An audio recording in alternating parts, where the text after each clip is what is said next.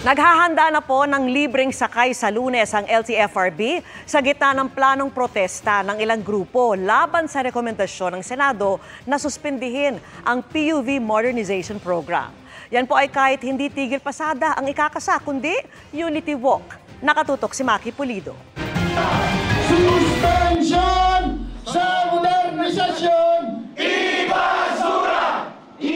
Ayaw tawaging tigil pasada pero marami sa mga nag-modernize na ng kanilang mga pampasaherong jeep at sumanib sa mga kooperatiba ang hindi papasada sa Lunes para magmarcha mula Welcome Rotonda hanggang Malacanang simula alas 5 ng umaga. Unity Walk daw ito para iprotesta ang resolusyon ng Senado na suspindihin ang implementasyon ng Public Utility Vehicle Modernization Program.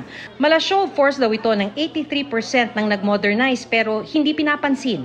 How many of you will be in the Unity Walk? Kami, para bigyan lang namin kayo na mas maliwanag na perspective yan, noong December, libo-libo yung dumalo sa aming paglalakad patungo ng Malacanang. Dahil sa nangyaring ito, inaasahan na mas marami pa, doble o triple, ang dami. Ngayon pa lang nagsosorry na sila sa mga maapektuhang pasahero. Pero patikim pa lang daw ito dahil kung sakaling suspindihin nga ang PUV Modernization Program, baka sa susunod talagang hindi na namin matansya yung aming mga miyembro at talagang gumawa talaga ng 100% na tigil pasada. Tiniyak namang muli ng LTFRB na sa kabila ng resolusyon ng Senado, hindi sususpindihin ang PUV Modernization Program. In the first place, there would be no suspension. Ang nilabas lang po ng Senado is a resolution, which means it's an expression of their sentiment on certain issues which is not binding to the presidency. May mga ihahanda raw na mga libreng sakay sa Lunes. Pero naniniwala si Guadis na hindi maapektuhan ng mga commuter dahil mamamasada pa rin ang karamihan ng modernized jeepney. For the operators, it's a majority of them and probably their families. For the drivers po, ang warning is at the most only about 10% po para po wala pong major disruption sa daan.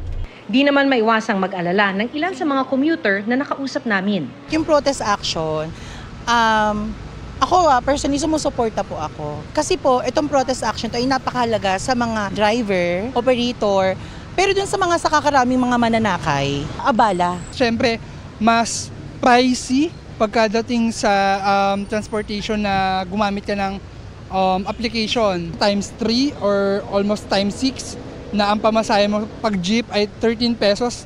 Regular fee, ang babayada mo ay 160, 170 or 200. Papunta na dun sa opisina. Para sa GMA Integrated News, Maki Pulido, Nakatutok, 24 Oras.